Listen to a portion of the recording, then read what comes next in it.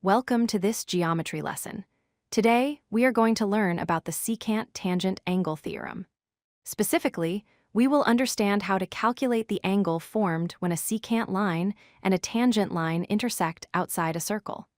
This is a fundamental concept in circle geometry involving intercepted arcs. Before we dive into the math, let's quickly review our vocabulary. On the left, we have a tangent line.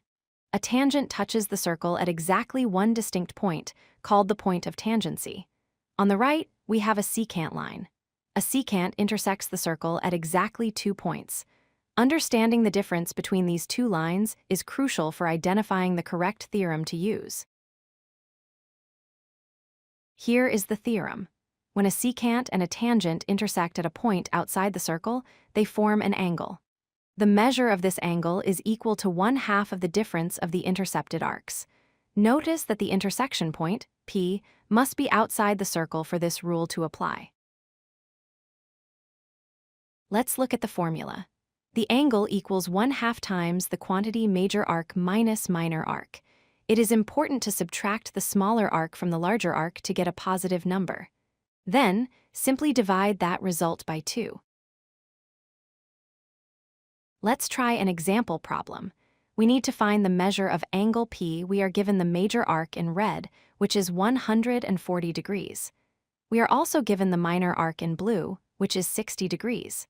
Since the vertex is outside the circle, we know to use the half difference formula.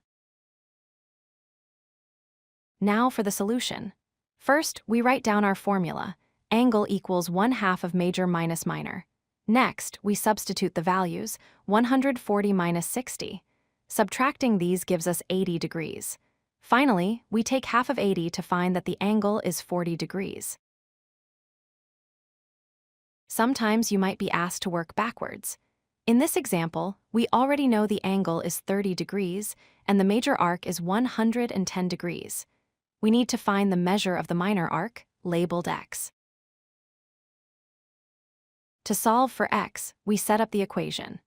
30 equals 1/2 of the quantity 110 minus x. To eliminate the fraction, we multiply both sides by 2, getting 60 equals 110 minus x. By rearranging the terms, we find that x equals 50 degrees. Let's recap the key points. First, ensure the intersection is outside the circle. Second, remember that difference means subtraction. And finally, always remember the 1/2 multiplier. If you remember these 3 things, you will master these problems in no time. Thank you for watching this tutorial on the secant-tangent angle theorem. Keep practicing with different numbers to build your confidence. If you found this helpful, please check out our other geometry videos. If you like this video, hit that like button and don't forget to subscribe.